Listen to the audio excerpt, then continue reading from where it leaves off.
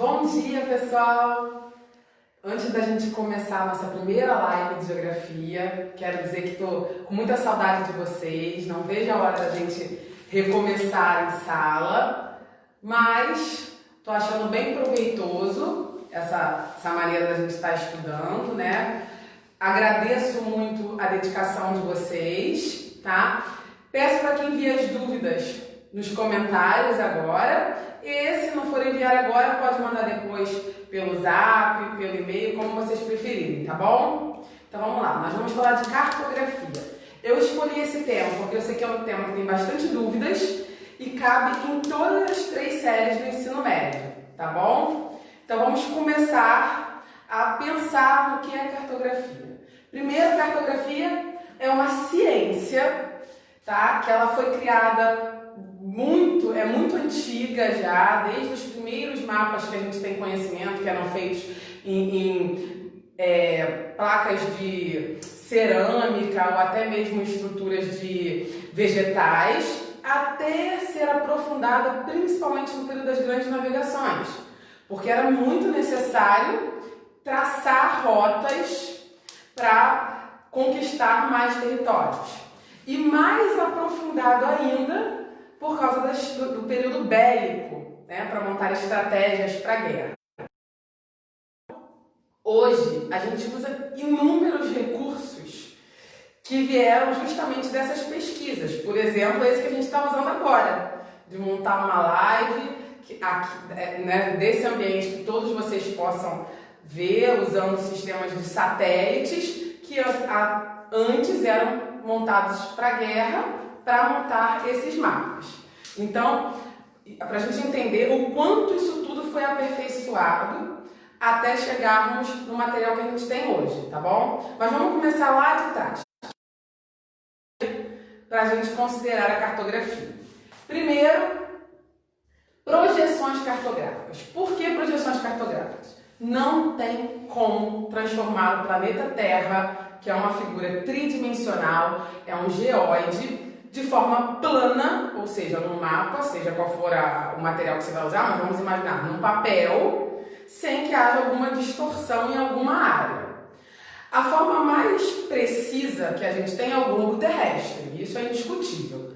Mas como que a gente faria para ficar manuseando o globo terrestre, onde quer que fosse, da forma que ele é? Então houve essa necessidade de colocar isso de forma plana, os mapas de um modo geral, tá bom? Por isso as projeções cartográficas. Então, nós temos inúmeras, tá? Mas a gente estuda na escola as 3 principais. Cilíndrica, que é a que a gente mais tem contato. É como se a gente envolvesse a Terra num cilindro. E a gente consegue perceber que a parte que vai ficar encostadinha no planeta Terra é justamente a parte onde passa a linha do Equador. Essa parte é a parte que menos vai ter distorção. Ou seja, o que tem nessa área vai ficar da forma mais precisa possível. Porém, conforme for se distanciando da linha do Equador, as áreas vão ficando muito mais aumentadas. Usando essa ideia da projeção cilíndrica, a gente tem lá os primeiros mapas oficiais do período das navegações, nós temos o de Mercator. O mapa de Mercator, ele usou a projeção cilíndrica de forma bem proposital, porque ele queria mostrar as áreas do norte, né, do nosso planeta, que justamente eram as áreas dos nossos colonizadores, de forma muito mais aumentada.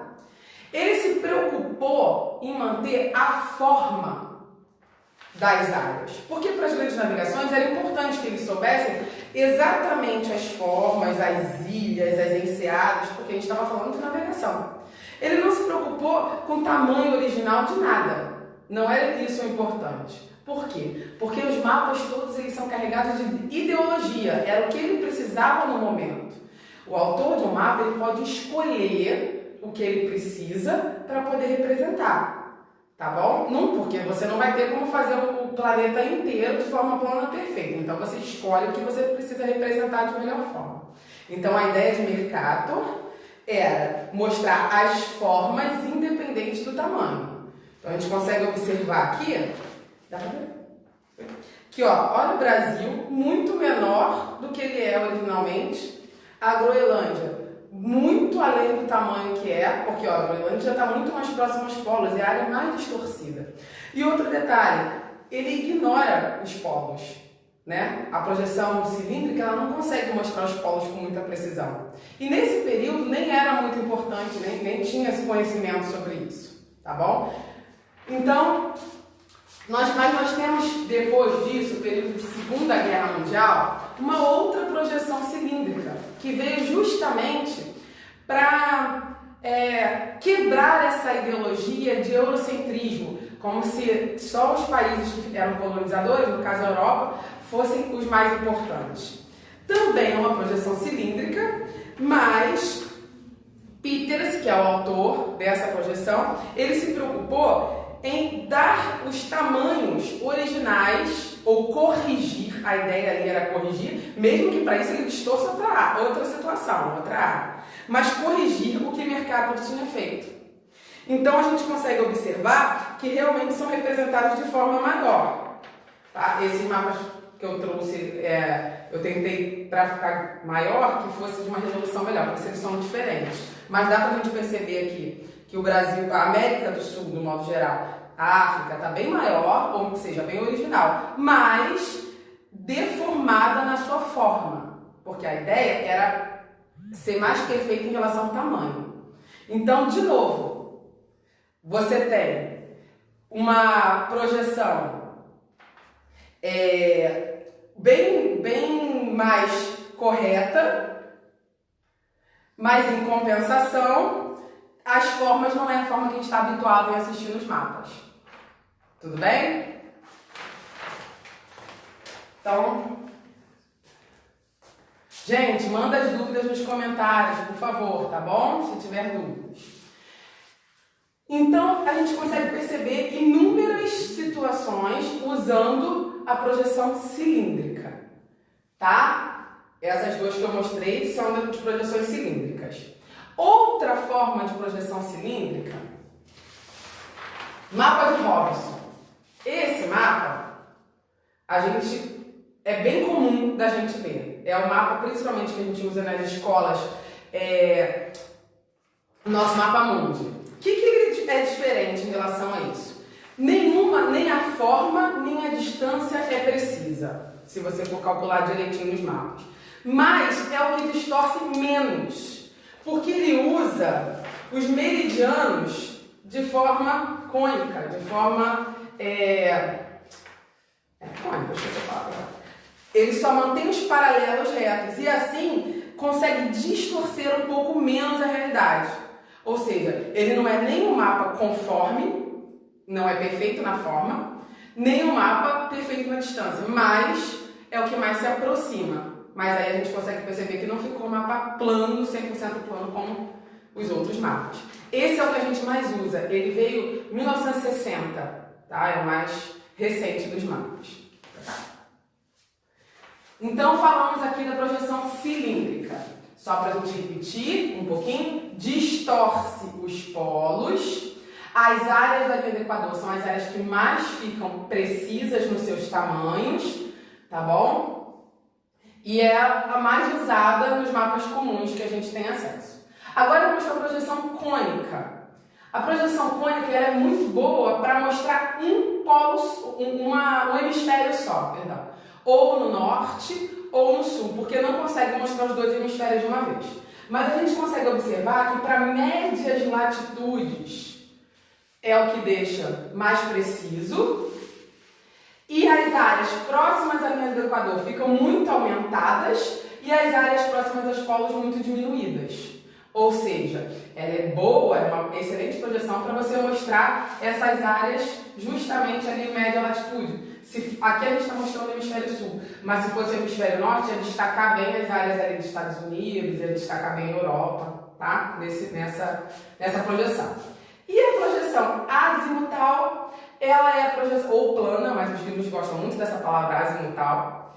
Ela é uma projeção que ela faz uma tangente no lugar que quiser da Terra. É como se eu tirasse ali uma foto daquela área e colocasse de forma plana. ela mais usada nos polos e ela justamente foi escolhida para ser o símbolo da ONU. O símbolo da ONU é bem parecido com isso, porque mostra todas as áreas sem centralizar nenhuma, porque a ideologia de centralizar uma área é como se estivesse dando poder a essa área de domínio, tá bom? Por isso que nossos mapas, que a gente conhece bem, a Europa é o centro, porque isso, obviamente, foi sendo criado pela Europa e assim foi até hoje. Então falamos um pouco de projeções, mostrei os mapas, agora nós vamos falar elementos no mapa. Mapas que não tenham esses elementos, eles são croquis, eles são mapas que a gente desenha, mas não são mapas oficiais. Vou mostrar aqui este mapa com os elementos cartográficos. Olha só, para ser considerado um mapa oficial, ele precisa ter um título, para a gente saber do que está se tratando, do assunto que vai ser falado no mapa. Obviamente a gente não consegue falar de todos os assuntos num mapa só, então precisamos direcionar, tá bom? Alguns mapas vêm com coordenadas geográficas, outros vêm só subentendido, mas são as linhas imaginárias que a gente tem de latitude e longitude, tá? Orientação. Sempre vai ter ou a rosa dos ventos inteira, ou uma seta pelo menos direcionando o norte, tá vendo? Porque para você saber em que posição está o nosso mapa. Legenda. Legenda funciona como legenda de um filme. Eu preciso, o que não ficou possível de se escrever no mapa, o que eu vou mostrar através de cores, eu vou mostrar através de linhas, eu preciso explicar o que são na legenda. Fonte da onde o nosso mapa foi retirado, quais foram as pesquisas feitas. Eu quero voltar um pouquinho agora nas convenções cartográficas. Por quê? Porque você não pode, dentro de um mapa, usar a cor que você quer, o modo de mostrar uma localização, um aeroporto, um porto, do jeito que você quer, não. Existe uma convenção de imagens, símbolos, cores, para oficializar esses mapas. Por quê? Porque vamos supor que você pegue um mapa com uma língua diferente da sua e você precisa ler esse mapa, porque os mapas são feitos para a gente ler e interpretar uma área. E você não tiver essas convenções, você não vai entender o que aquele autor quis mostrar naquele lugar. E se ainda assim você precisar usar algum símbolo que não seja de uma convenção universal, você vai precisar colocar isso na legenda, tá bom?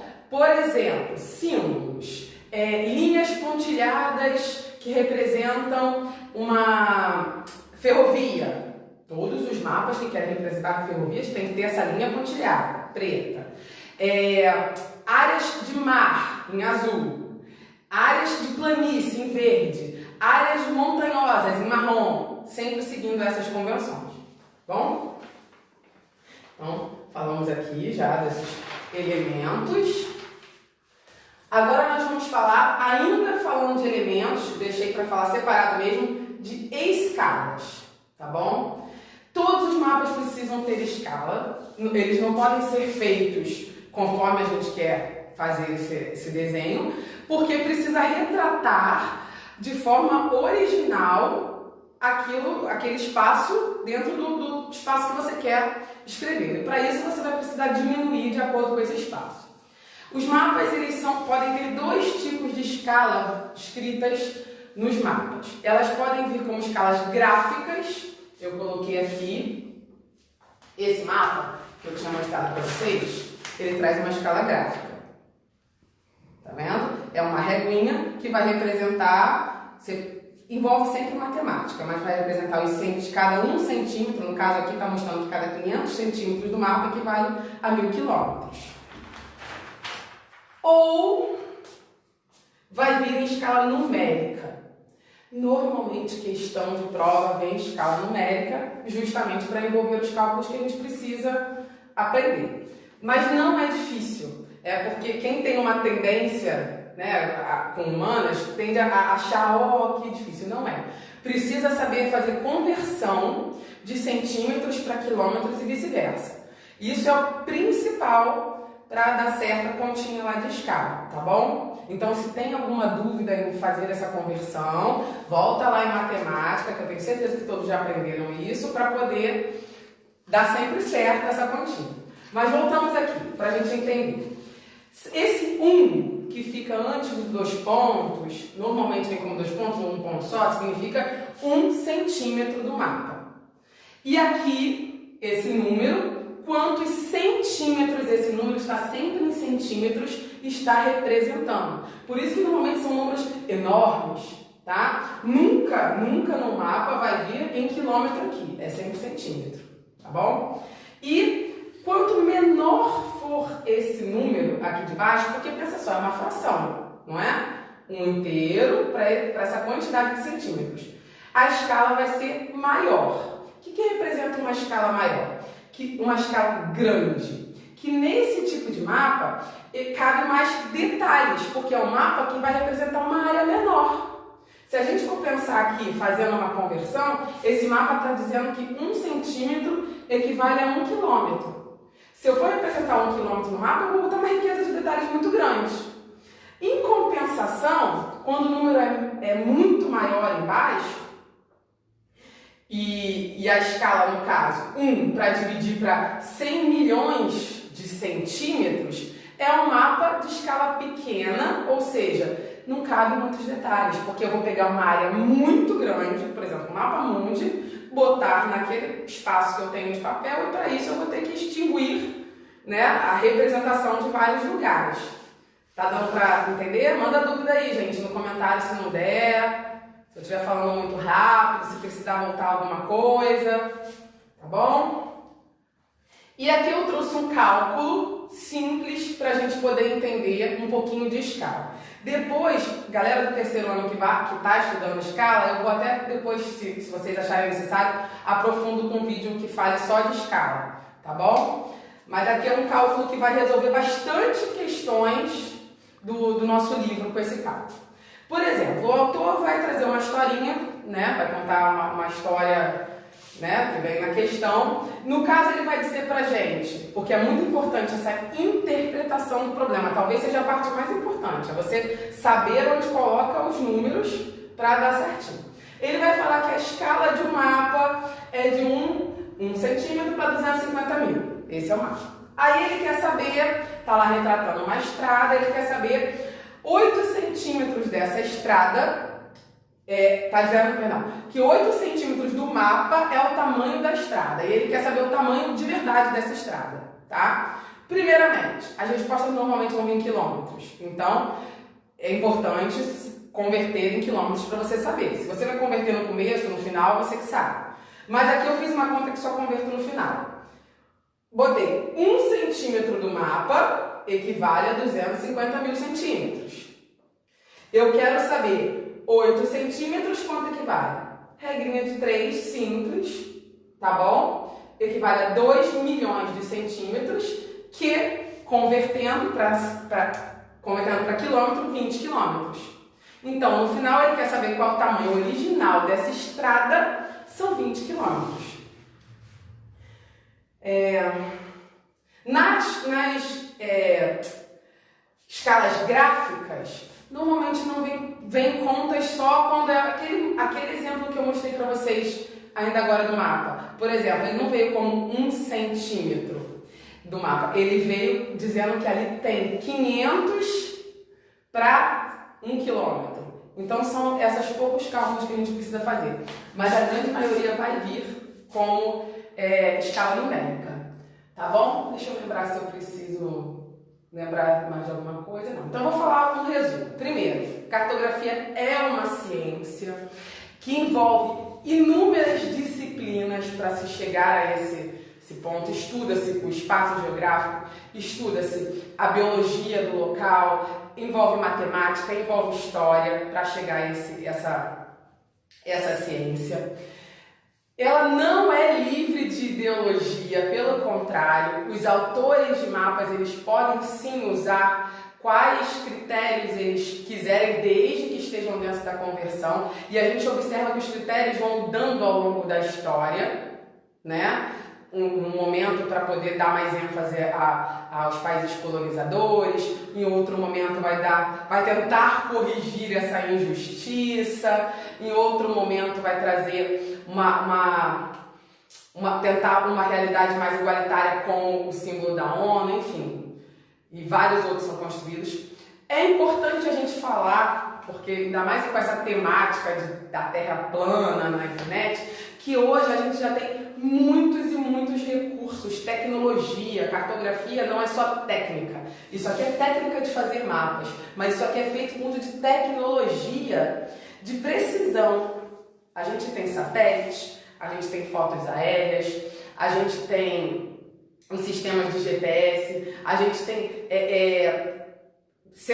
sensores e áreas vinculadas a isso, a estudos próprios para isso. Então não são feitos sem que seja preciso, tá bom? É tudo muito bem elaborado e muito confiável porque está dentro da ciência.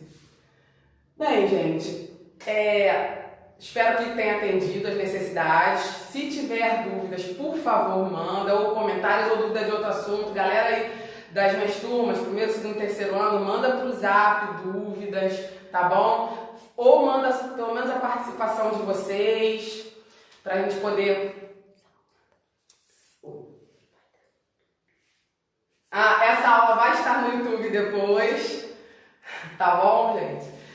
Muito obrigada pela participação, quem acordou cedinho aí, um beijo, quem vai ver depois também um beijo. Tô com muita saudade de vocês, tá bom, gente? Beijo!